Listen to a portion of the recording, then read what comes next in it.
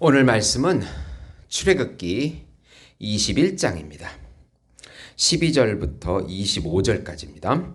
사람을 쳐 죽인 자는 반드시 죽일 것이나 만일 사람이 고의적으로 한 것이 아니라 나 하나님이 사람을 그의 손에 넘긴 것이면 내가 그를 위하여 한 곳을 정하리니 그 사람이 그리로 도망갈 것이며 사람이 그의 이웃을 고의로 죽였으면 너는 그를 내 제단에서라도 잡아내려 죽일지니라. 자기 아버지나 어머니를 치는 자는 반드시 죽일지니라. 사람을 납치하는 자가 그 사람을 팔았든지 자기 수하에 두었든지 그를 반드시 죽일지니라. 자기의 아버지나 어머니를 저주하는 자는 반드시 죽일지니라. 사람이 서로 싸우다가 하나가 돌이나 주먹으로 그의 상대방을 쳤으나 그가 죽지 않고 자리에 누웠다가 지팡이를 짚고 일어나 걸으면 그를 친 자가 형벌은 면하되 그간의 손해를 배상하고 그가 완치되게 할 것이니라. 사람이 매로 그 남종이나 여종을 쳐서 당장에 죽이면 반드시 형벌을 받으려니와 그가 하루나 이틀을 연명하면 형벌을 면하리니 그는 상전의 재산임이라. 사람이 서로 싸우다가 임신한 여인을 쳐서 낙태하게 하였으나 다른 애가 없으면 그 남편의 청구대로 반드시 벌금을 내되 재판장의 판결에 따라 낼 것이니라. 그러나 다른 해가 있으면 값되 생명은 생명으로 눈은 눈으로 이는 이로 손은 손으로 발은 발로 된 것은 된 것으로 상하게 한 것은 상함으로 때린 것은 때림으로 갚을지니라. 아멘. 복음이 주는 자유라는 제목으로 은혜를 나누고자 합니다. 사랑하는 성도 여러분, 복음은 기쁜 소식입니다.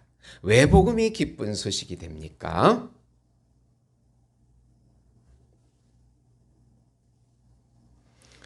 하나님께서 정하신 한 분, 하나님께서 준비하신 한 분, 하나님께서 보내신 한 분, 그분은 하나님이시고 하나님의 아들이시고 우주적인 왕이시며 우주적인 제사장이시고 우주적인 중보자시고 우주적인 메시아이시고 우주적인 어린 양이시며 우주적인 참 인간이신 예수님께서 이 땅에 오셔서 하나님 나라의 왕으로 구세주로 우리 안에 들어오셔서 통치해 주신다는 소식이 복음입니다. 예수님의 십자가의 죽음과 부활을 통해 자기중심적 죄인들과 다시 화해하시고 예수님의 세자와 참자를 우리 안에서 누리게 해주신다는 소식입니다.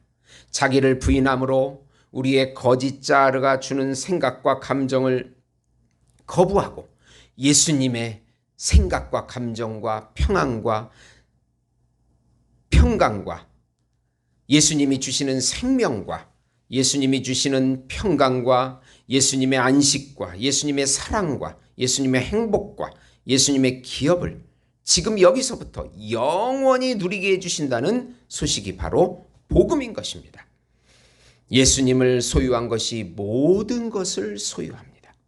예수님이 우리 집이시요 양식이시요 의복이시요 친구시요 친척이시요 힘이시요 지혜이시요 요새요 망대요 생명이시요 생명수가 되어주시고 환난 날의 피난처가 되어주시고 모든 것 그분이 실제이기 때문에 우리 안에 들어오셔서 모든 것이 되어주시겠다고 하는 소식이 복음인 것입니다. 이 복음을 믿음으로 마음껏 누리시는 성도 여러분이 되시기를 예수님의 이름으로 축원드립니다.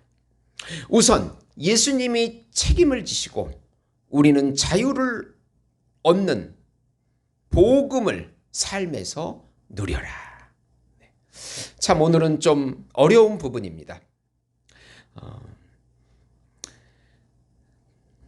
남자가 종이 되면 주인에게 6년을 종으로 일합니다. 그리고 7년째 안식년이 되면 자유함을 줍니다. 종이 되기 전에 가족이 있으면 가족도 같이 나갑니다. 만약 종이 되어서 아내를 얻었으면 아내와 자녀는 주인의 재산입니다. 그래서 영원히 종이 되든지 아니면 자신만 자유인이 되든지 선택할 수 있습니다. 종이 되어서 결혼을 했으면 그 아내와 자식은 상전의 재산이기 때문에 귀를 뚫고 내가 영원히 여기서 종이 되겠다고 해서 아내와 같이 살든지 아니면 가족을 놔두고 자신만 자유함을 얻을 수 있다고 있는 것입니다. 여자는 첩으로 데려왔는데 상관하지 아니하면 7년째 자유인이 됩니다. 주인이 상관을 했으면 음식과 의복과 동침을 해줘야 합니다. 만약 이 세 가지를 지키지 아니하면 여자는 속전이 없이 자유함을 얻게 됩니다. 하나님의 법은 공의와 정의를 추구합니다. 주인의 재산권도 보호해주고 또 종의 자유권도 그런 인권도 공평하게 보호해줍니다. 종이 책임을 다한 후에는 자유하게 해줍니다. 주인이 책임을 지지 않으면 자유인이 됩니다. 예수님의 십자가도 우리를 위해 죄의 책임을 지고 우리에게 자유함을 준 것입니다.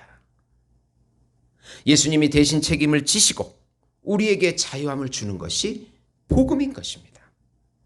두 번째로 상해에 대한 동해 보복법은 예수 안에서 원수를 사랑하는 법으로 완성됨을 믿어라. 사람을 죽이면 반드시 죽이라고 합니다. 만약 실수로 죽였다면 도피성으로 피하라고 합니다. 부모를 치거나 저주하는 자는 죽이라고 합니다. 부모는 자신의 생명의 근원이며 키워준 분이시기 때문입니다. 인신매매법은 반드시 죽이라고 합니다. 이웃을 상해했으면 그에게 맞게 보상을 해야 합니다. 주인이 종을 고의로 죽이면 형벌을 받습니다. 그러나 실수로 잘못해서 쳤는데 며칠 연명하면 형벌은 면하게 해줍니다. 종은 주인의 재산이기 때문입니다. 임신한 여인을 낙태하게 하면 재판장의 판결대로 보상을 해야 합니다. 그리고 이웃에게 해를 입힌 그대로 가해자는 당해야 합니다. 생명은 생명으로, 눈을 다치게 했으면 눈으로, 발은 발로 때리면 때리는 것으로 이를 동해 같은 해로 보상해준다. 보복해준다. 그래서 동해보복법이라고 합니다. 예수님께서 우리의 모든 죄악을 대신 당하심으로 우리는 자유함을 얻게 됩니다. 이것이 복음입니다. 우리가 당해야 될 것을 예수님이 대신 당해주신 것입니다. 그러면서 우리는 자유함을 얻게 됩니다. 나에게 상처 준 사람이 원수입니다.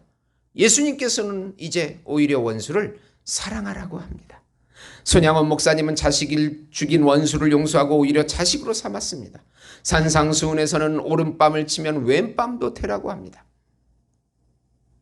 우리 안에 올라오는 죄는 회개를 통해서 예수님의 십자가를 통해서 회개함으로 자유함을 얻고 우리가 이웃에게 받은 상처는 용서함으로 자유함을 누리게 됩니다.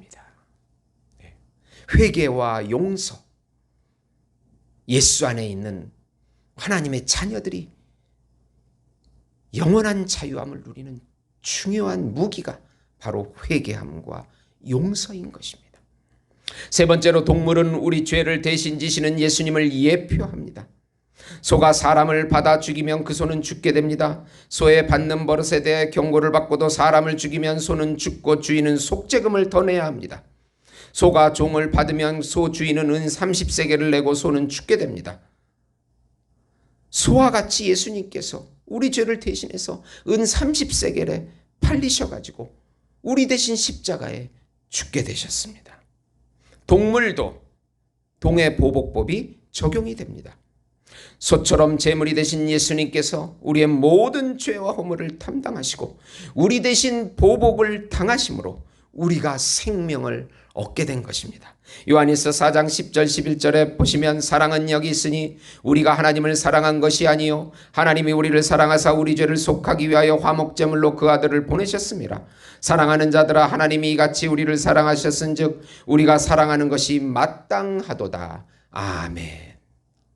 구약의 모든 율법은 예수님의 십자가를 통해서 성취되고 완성이 되었습니다. 이것은 하나님의 선물이요 은혜요 사랑입니다. 우리의 모든 죄와 허물을 예수님의 십자가를 통해서 담당해 주셨습니다. 우리는 회개와 용서를 통해서 영원한 자유함을 얻게 되는 것입니다.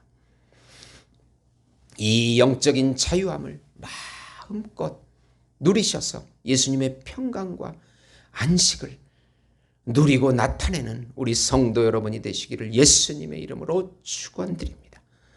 기도하시겠습니다. 성령 하나님께서 연약한 저희들에게 지혜와 능력을 허락해 주시옵시고 하나님께서 우리를 불쌍히 여겨 주시옵소서. 예수님께서 우리 죄를 사해 주시며 늘 동행해 주시옵소서. 예수님의 평강과 안식을 늘 누리게 해 주시옵소서. 회개함으로 용서함으로 영적인 자유함을 누리게 해 주시옵소서. 예수님의 이름으로 기도드리옵나이다. 아멘.